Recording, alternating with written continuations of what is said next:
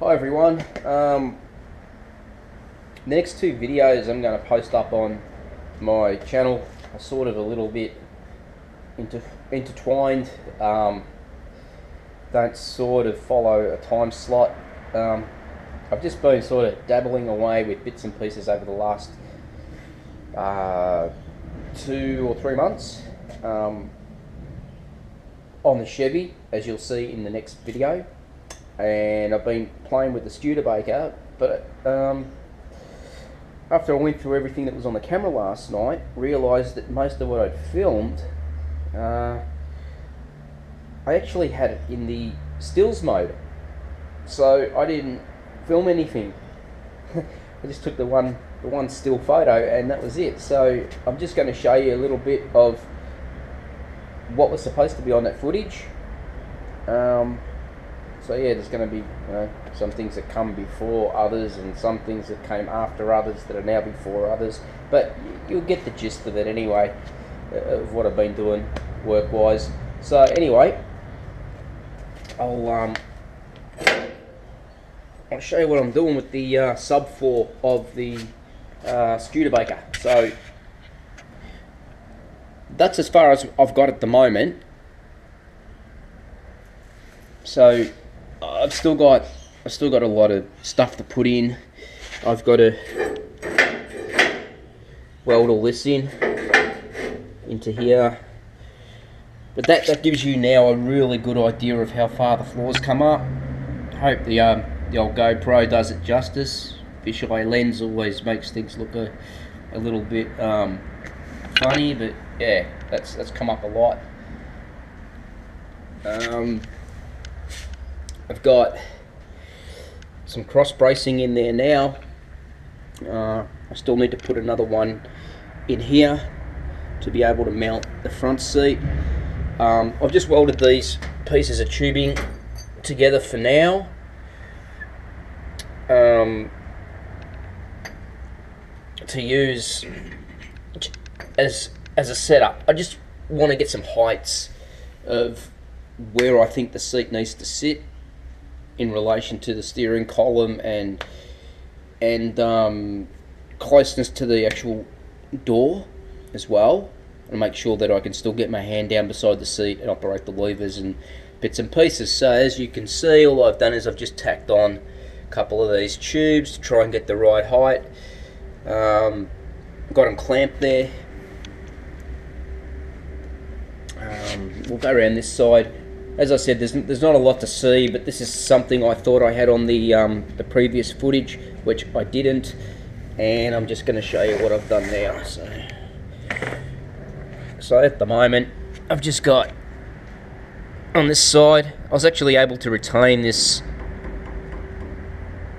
mounting bracket on the seat, which is okay. This front one, I did chop the front off it. I thought I needed to. Probably didn't need to, but it doesn't make any difference. I've still got a lot of area here where I can drill into that. There's actually already a pilot hole there, factory pilot hole. So I can drill into that and bolt straight through whatever I put in under here. It'll probably be something that will run right across there. I don't like the idea of these sitting on these little pieces. I want something that's sturdy, that both the front legs or mounts tie to, and something that the back tie to as well. But as I said, I'm just trying to get some heights at the moment, and I think that's sitting pretty good. I have to still dabble with the steering column a little bit, because as you know from previous videos, I've dropped the cabin and thought that I might have to play with the steering a little bit. So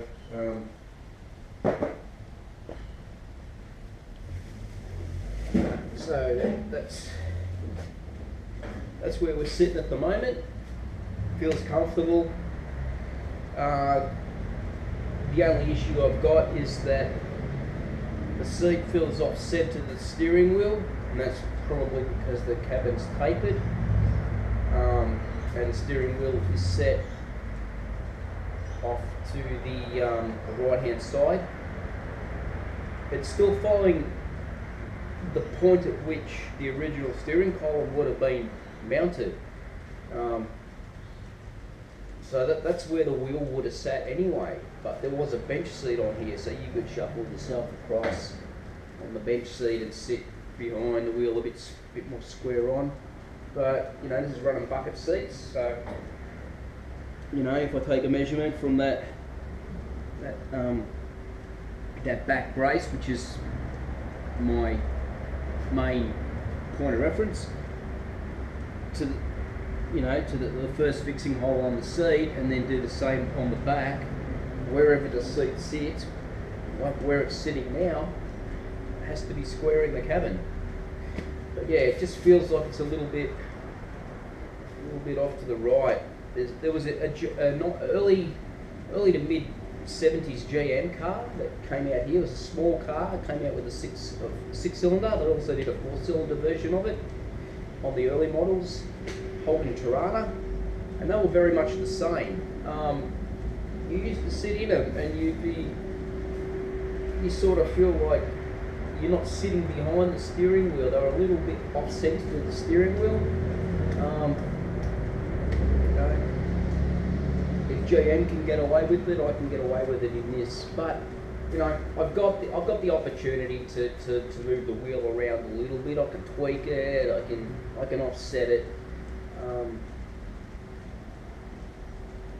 without making it look too obvious. So you know, I'm happy with that at the moment. Remember, it is a tilt column as well, so I can, you know, I've got it mounted a little bit higher, but I can tilt this up a bit more. So there's lots of play there. But I think I'm on the right track. As I said, I've never done something to this extent before. Chevy was very easy because all I had to do was weld one brace underneath the floor pan to put the bolts through the back of the seat, and one across the front. But it didn't need to be propped up like this. It just sat completely flat on the floor pan, so it was very easy to bolt the seat in that. This is all different. So, but I'm getting there. Yeah, haven't done much else. On the truck. But sometimes, like they say, less is more.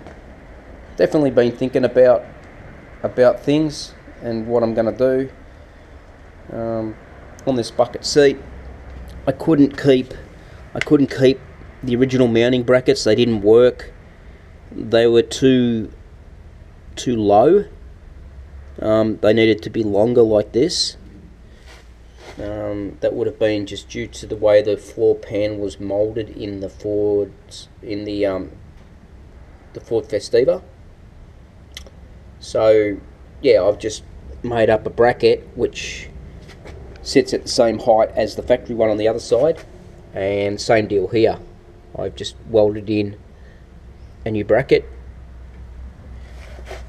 and yeah, it's all good now. So won't drone on much longer because the next video I think drags on for about 45 minutes. So cheers, thanks for watching.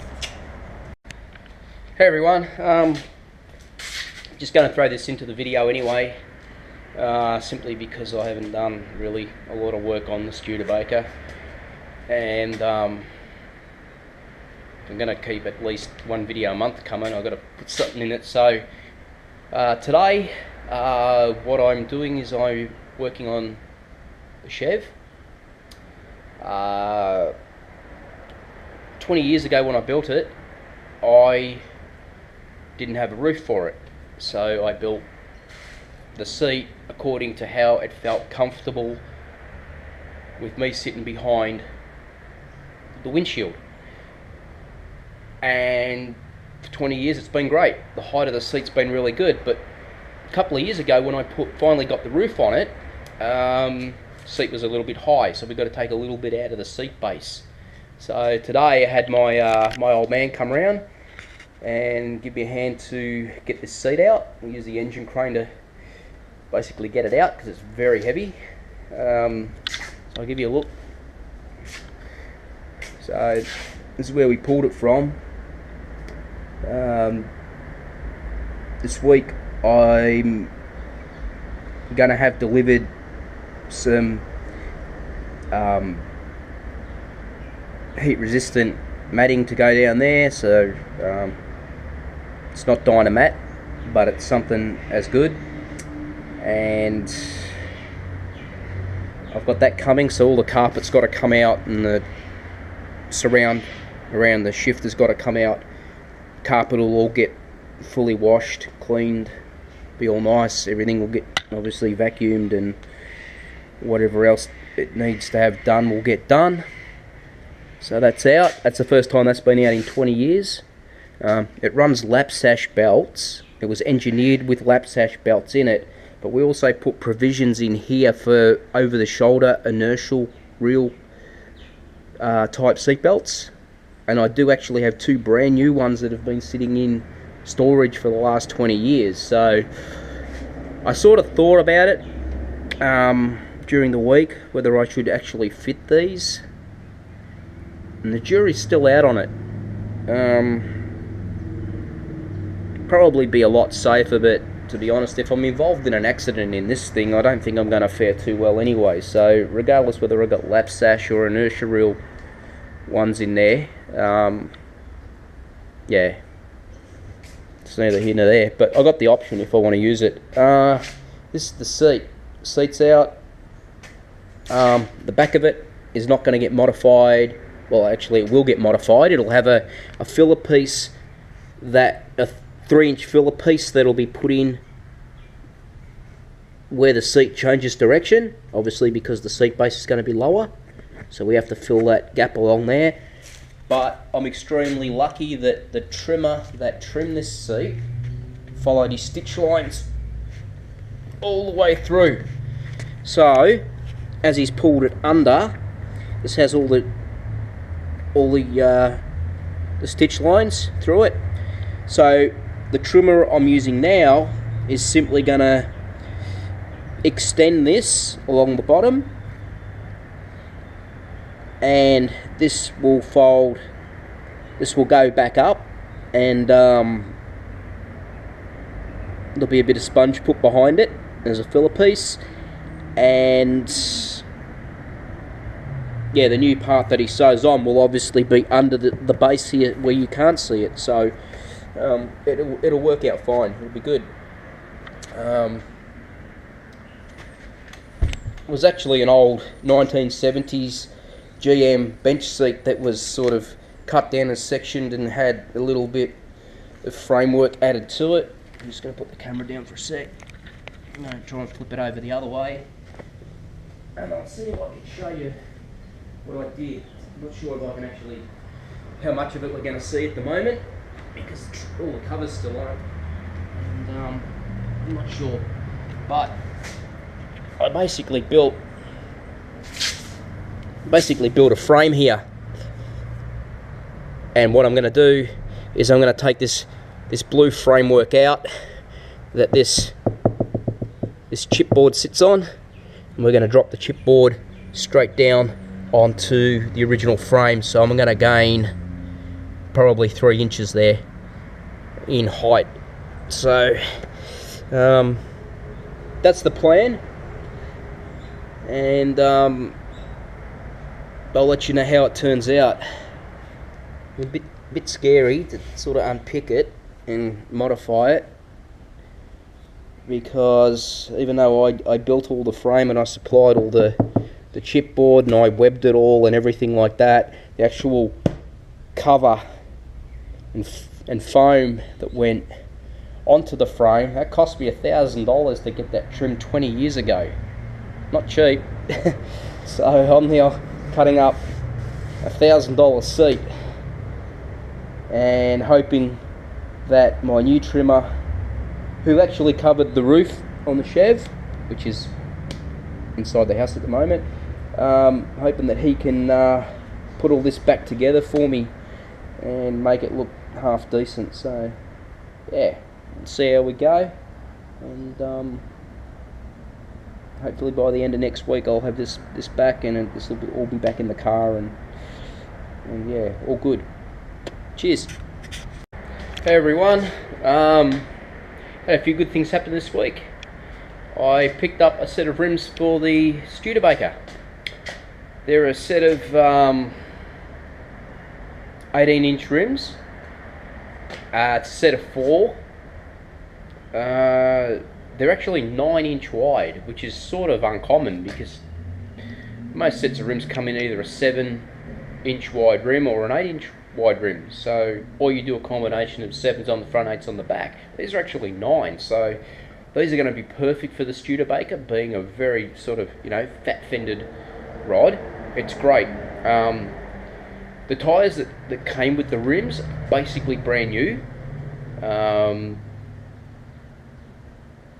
So my intentions are, just for the time being, is to keep the 2 that I've chosen for the front set. I'll keep those tyres on it for now. They're a 40 series, so they are fairly low profile, and I've got one rim on the front of the truck at the moment, and to be honest, I think it could do with a slightly higher profile tyre on it.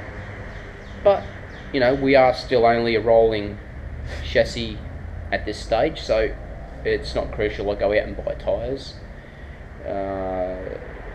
But you know, I've got a good set of tyres, and the ones that I haven't chosen for the front, which I believe were the front ones, have the slightest little bit of wear on the outside. Camber wasn't set properly or something, but you know, if I had to put them on my daily driver, I wouldn't hesitate. They're really, really good. The brand is Advanti. They're an Advanti racing wheel. They're sort of new school, but old school too. These have a dish on them, which is sort of old school, but they've sort of got a new school look. They're not going to be everybody's cup of tea. To be honest, I'm not sure whether I'm sold on them yet, but I did pay $250 for the set of 4, and the tyres alone would be worth that. So I've got nothing to lose. If I decide I don't like them in the end, I can sell them again, hopefully get back to $250. But if I decide I do like them, then you know, it's amazing what a good set of tyres will do. I'm going to go, I've had a look around on eBay, Evil Bay, at 18-inch tyres, and for the size profile I want to go, I was hoping to go 75. I want to go really fat on the back, really big and really fat on the back, but I can't get anything in a 75. I believe if I go 75 series, I can't go any wider than a 265. But if I go 70 series, I can go up to a 285. They don't make anything else bigger than that. There might be something that Bridgestone makes in a sports truck radial. I was at a rod show yesterday and I was having a bit of a look around, but these guys aren't running 18-inch rims. They're running, the biggest I saw there yesterday with a tyre on it that I sort of liked was a 17-inch. So, excuse me. I have to do a little bit more research into it. But at the moment, you know, I found something that I think will look good on it, which is a 285/70 18. And that's going to give the truck that nice hot rod stance. So at the moment, that's what I'm going to do. I'm going to take the tyres off 2 of the rims, get the big ass tyres for the back, and have the 40 series on the front for now. So anyway, I'll give you a look at them. I've got 3 of them here, and I've got one of the old 15-inch rims with the old what is it, 65 series Monza on it, so you can get a bit of a comparison between the rims. Hope you dudes like it. As I said, I'm not completely sold on it yet, but for the price, I couldn't complain. So here we go. So that's what we're looking at. They got a really nice dish on them, which helps give the rims some depth. It makes them look like they are a deep dish, but the center spoke, the way it's recessed or offset, sort of gives you, it's not quite a flat face on the rim, but it gives you, it gives the impression of being a deep dish, but with a modern look.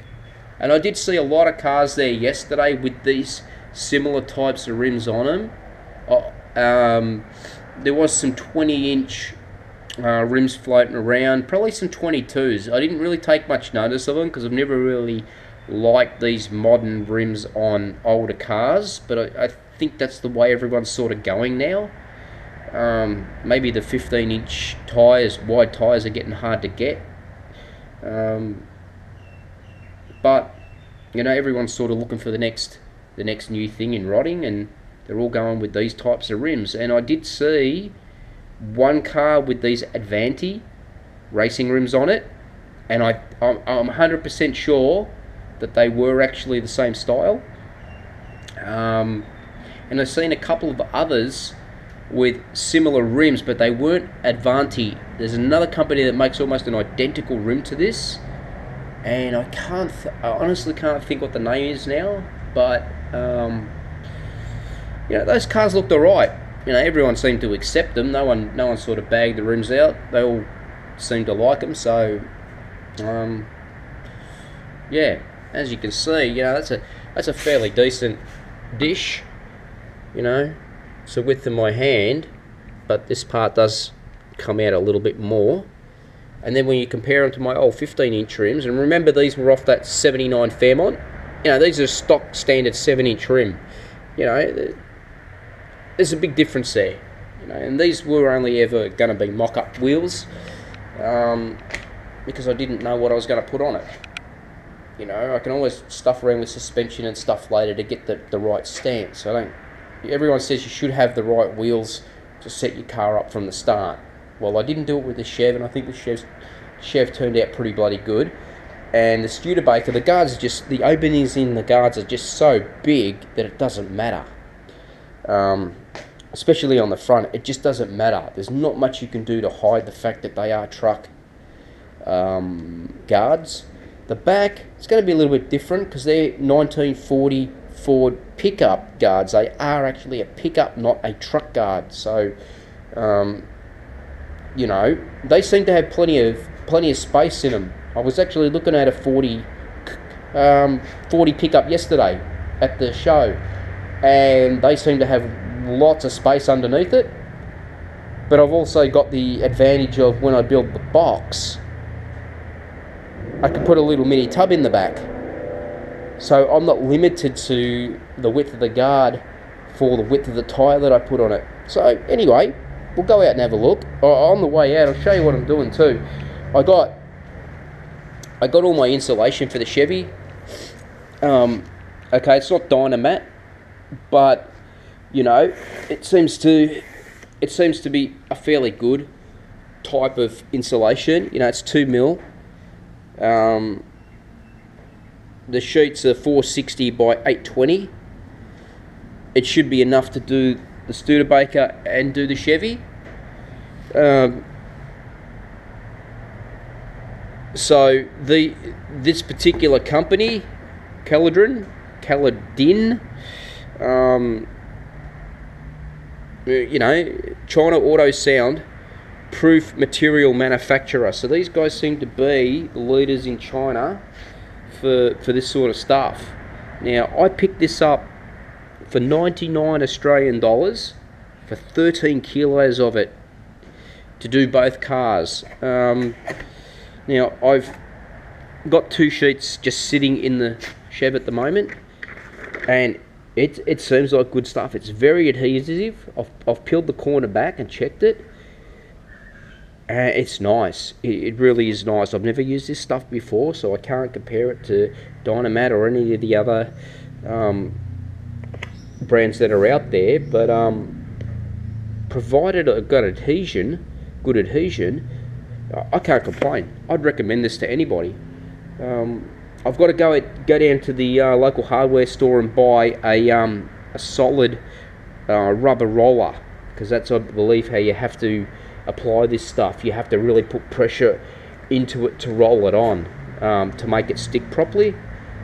And I've been told that rather than sticking it onto a smooth based surface, it's probably good to body deaden your floors. Well, I did that 20 years ago, so that's one job I don't have to do, so I'm pretty happy about that.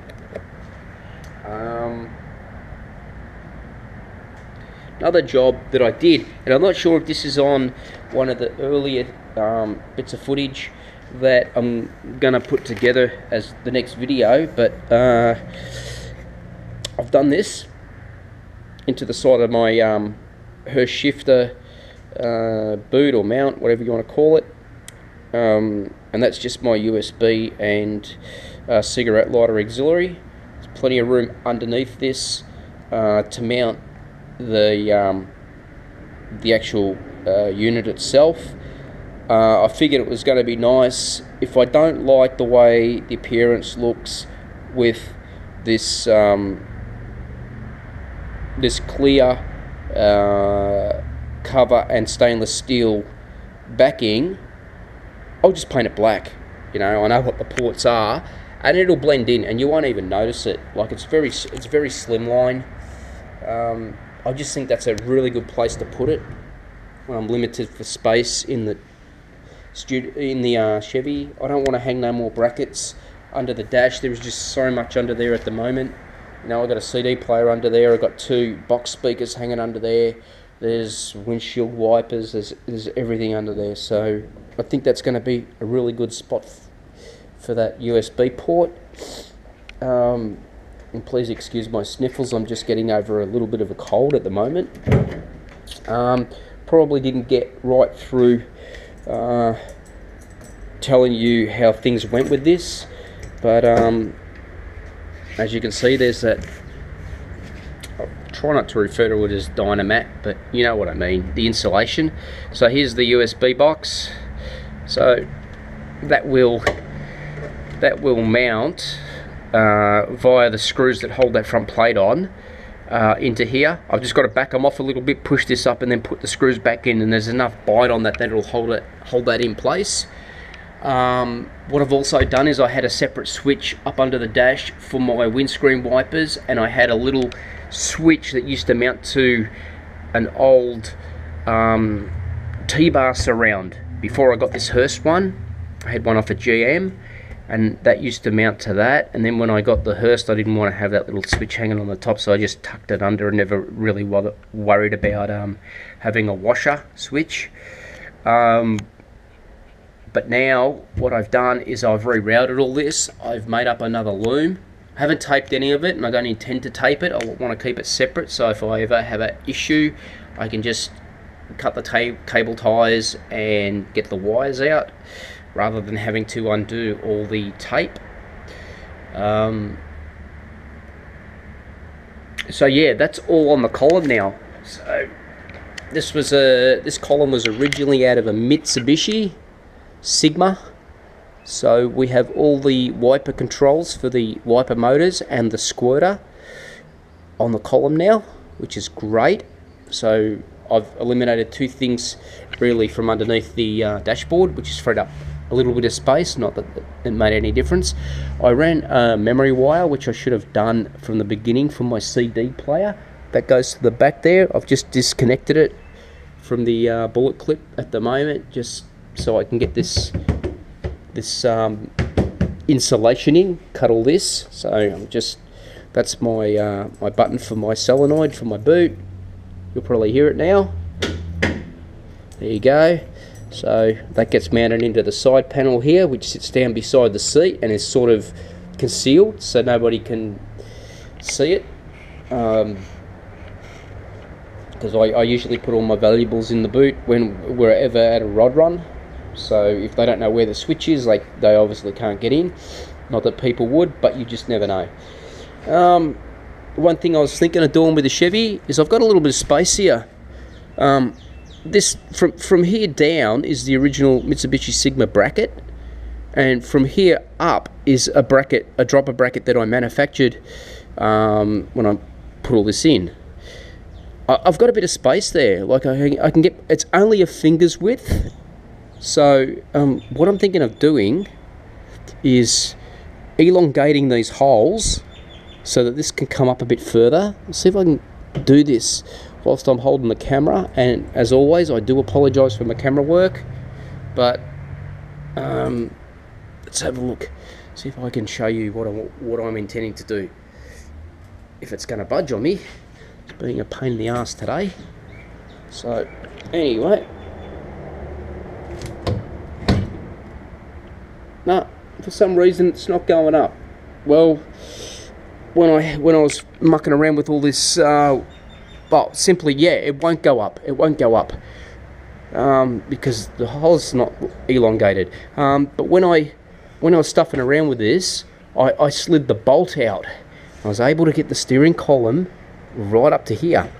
So I gained nearly 3/4 of an inch in height on the steering column.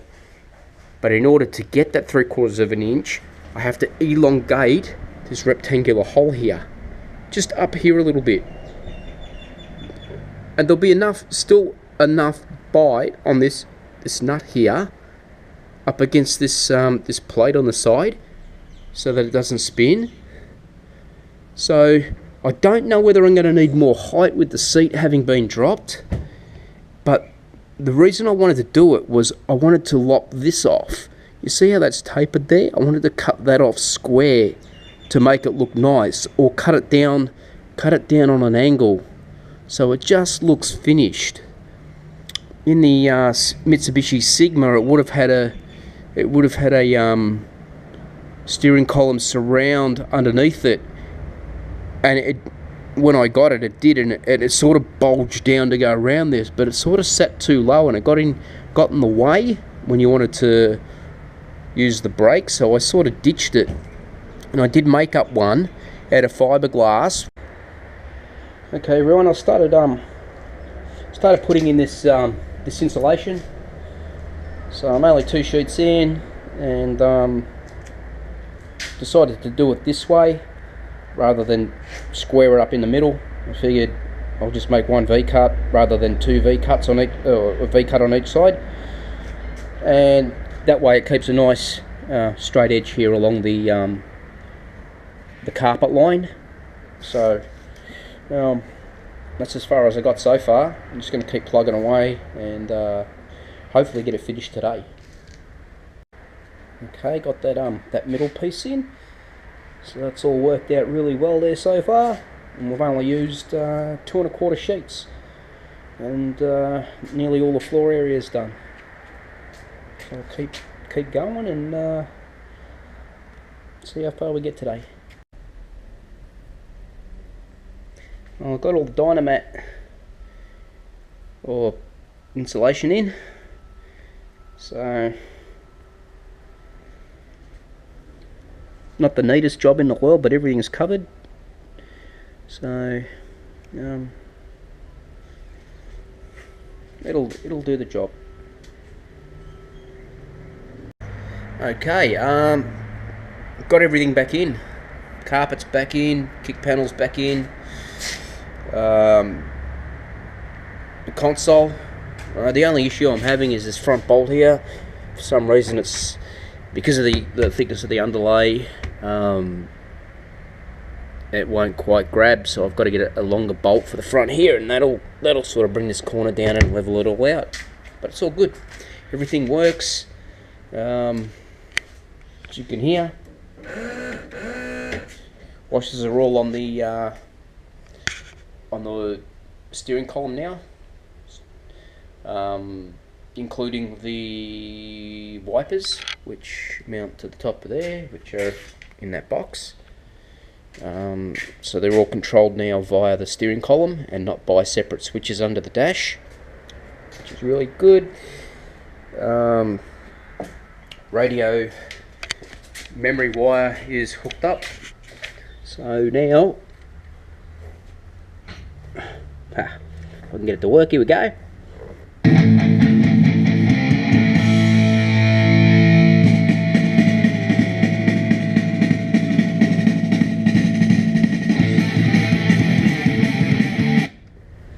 So I've got me, don't have to worry about putting all my presets back in every time I turn the ignition off. That's finally done.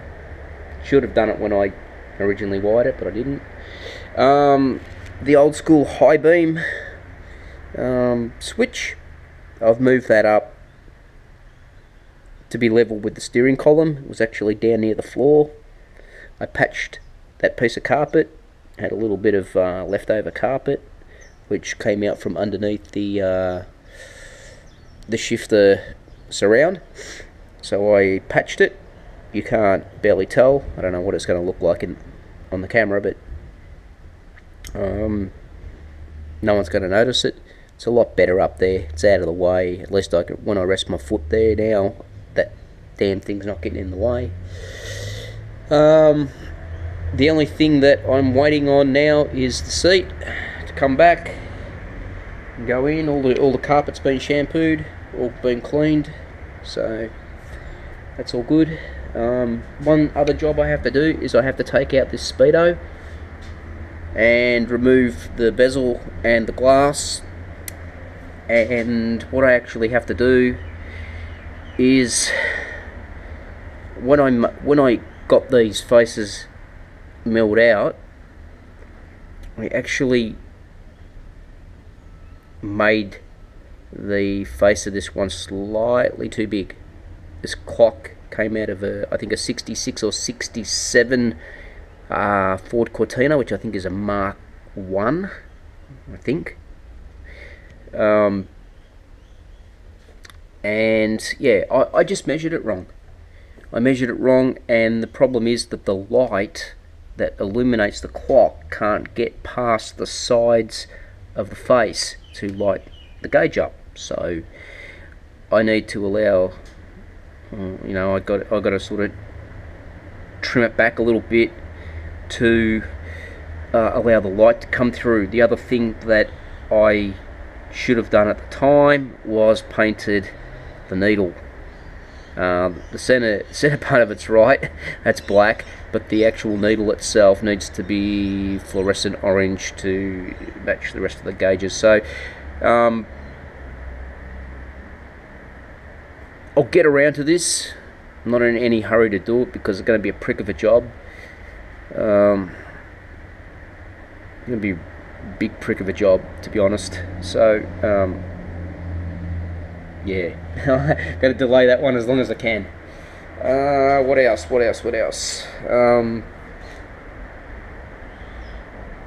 Jury's out at the moment on the column. I think in one of the previous clips, because I've been filming this over like a week and a half, so I'm not exactly sure what I've filmed and what I haven't. And as you know, I'm absolutely shit house at editing stuff, so I just bang on what I film and bore the shit out of you. So I'll come around this side. Tell you, I could never make a living out of becoming a camera guy or a photographer, but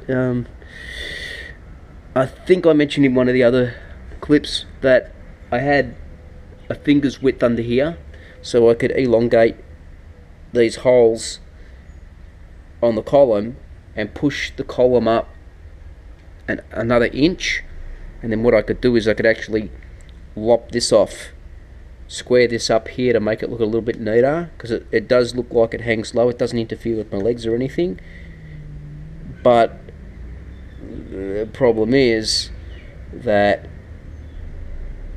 with the seat going lower, I don't really need to sit the column up higher. You know, if anything, I need to sit the column down lower. So jury's out on that until the seat comes back and I can sit in the car and adjust the column and see what works. If elongating those holes works good, that's what I'll do.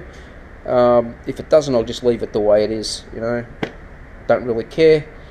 It's my car. I'll do what I want. The USB ports and cigarette lighter ports for charging, that all worked out really well. I screwed the main body of it onto the fascia plate.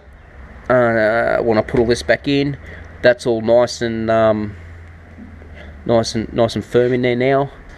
So that's got that out of the way. That was sitting here at the back. It looked really ugly.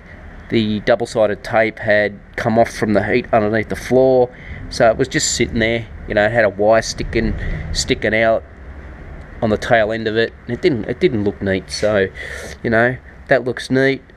You know, if I'm not, the jury's still out on this as well, whether I actually like that that sort of brushed stainless steel look behind it, or whether I'm just going to end up taking this fascia plate off and painting it black to blend in. I don't know yet.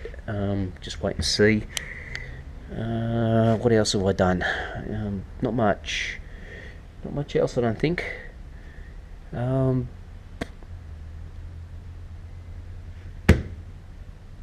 Yeah, I'm gonna play with this eventually again. I did make up a bottom section for this. I couldn't use the old Mitsubishi Sigma one because it did hang down fairly low, and it did actually get in the way. That's why I sort of ditched it, and I tried to make up a nice slimline one, which sort of hugged this here, but didn't go any lower than this. So it's just a half type section, and it sort of worked, but it sort of didn't, because this is all patented here. Mine was smooth, and it just didn't have the same effect. So I decided to ditch that and just leave the column the way it is. So yeah, little bits and pieces I'm working on. I'm having a look at some new door handles at the moment for this. I can get some Renault interior door handles. They're very nice. They're not metal construction like this, but that obviously late model. The actual handle itself is plastic, but it's actually that silver color. And these door trims are going to get redone at one stage. I did these myself way back in the day when I was putting this car together, just to try and save some money. Because I couldn't afford to get door trims and kick panels and side panels and the boot and everything else done. You know, it would cost me $1,000 to get the seat covered, and I just didn't have the extra money to do all the rest of the interior.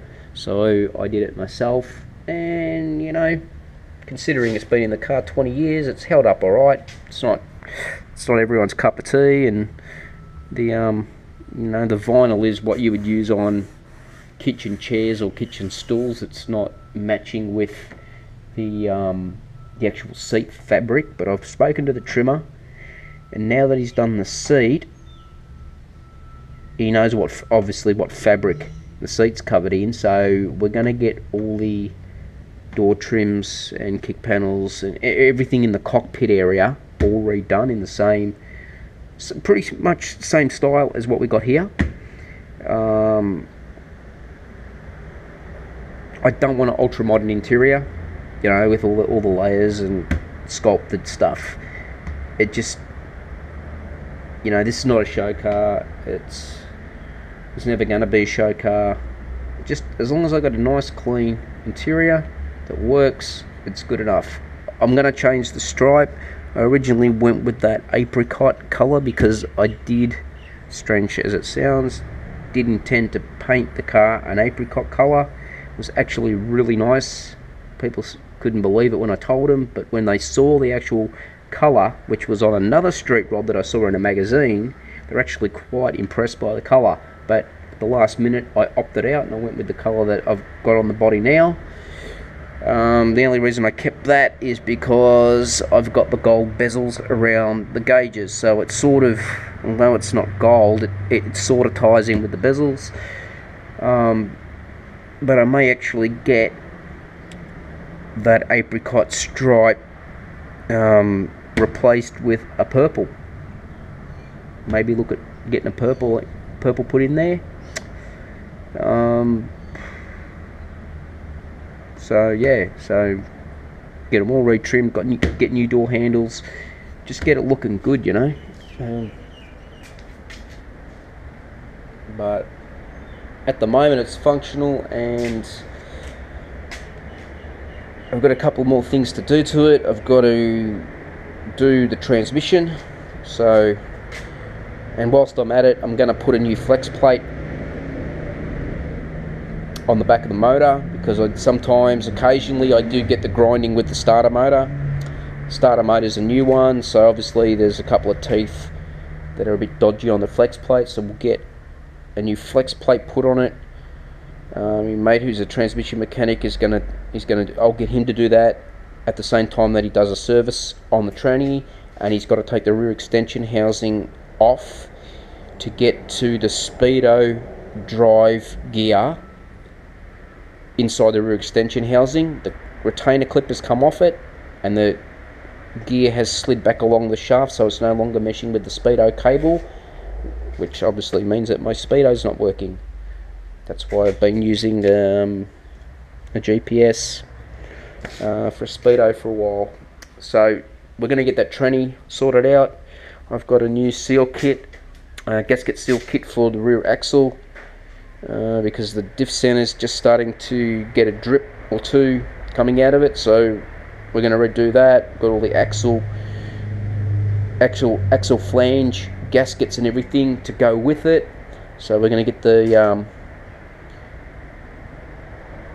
I'm going to do the rear end on this when it goes into our club president's workshop, because he's a motor Mac. So I'll do that, and at the same time that I'm doing the rear axle, he can do a tune-up on the motor. I think the jets in the carby are probably a little bit too large for the 283. It's always tended to run a little bit rich its whole life, so I want to get that sorted out once and for all. So yeah, I'm going to let him have a bit of a play with it.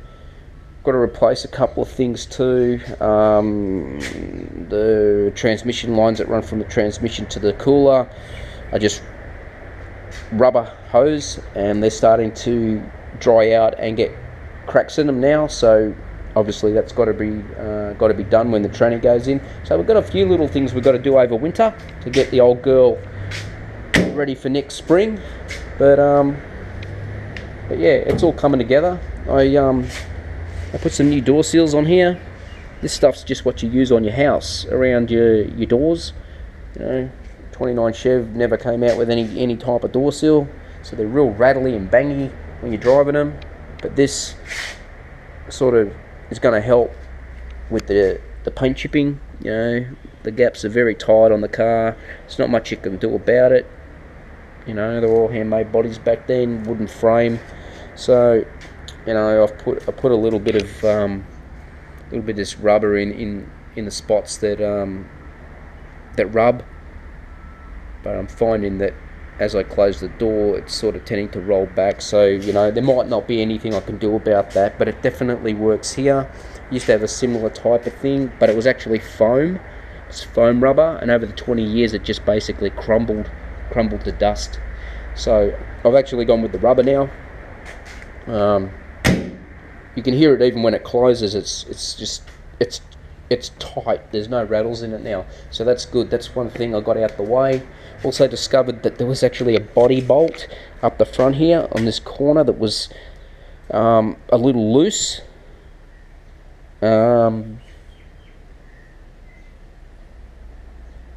what had happened is I basically had run out of thread on the bolt, not realizing it at the time when I built it, because everything was fresh, and I've got some rubber blocks under there, so they hadn't been compressed yet, so the bolt had tightened up against these new rubber blocks and was tight. But the car's settled over 20 years, and that front bolt was a little bit loose, so I took that out this morning. I put 4 washers on the top of the bolt, put it back in, tightened it all down, so that should help eliminate any movement or flex that I might have had in the front corner there. Not that it really anything has really showed up that, you know, things were flexing or causing any issues, but I'm glad I caught that when I did. One of the other things I'm working on is I've got to get a boot popper for here. I've got to put something in this corner here, because what I'm using at the moment, I've got this little strip here which sort of hangs down there like that. You know, it's not pretty. And the other thing is, I don't know if it's this strap. I'd say it has to be, but it's causing a little bit of chipping here, the paint. So I want to get rid of that and put a boot popper in the corner here. Yeah, just working on the little bits and pieces. Did a little paint touch up here. I'm still working on that, building it up, and I'll just rub that back with some 2000 and fix that. But once the roof's on, you don't see that anyway. That's where the very corner of the roof frame sat. So I've got some thicker rubber now, a couple of mil thicker than what I originally had. So, you know, hopefully that's going to help a little bit. What else? Oh, I'm looking for the strap.